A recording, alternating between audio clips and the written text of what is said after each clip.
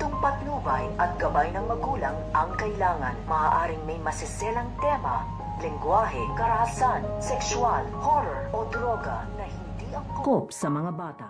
So ito nga si Tara ay makakausap na nga na dito ito nga kanyang tiyuhin na ito nga si Ernesto dahil isasagawa na nga nito nga ni Tara at nito nga ni Apo Berta na kung magagawan nga daw nila ng paraan na makausap ito nga daw si Ernesto dahil hindi nga matagpuan o bigo nga ditong makuha nito nga ni Joyce at nito nga ni Tara ito nga libro dito nga kay Lucy kaya nakaisip na nga dito ng paraan ito nga si Apo Berta.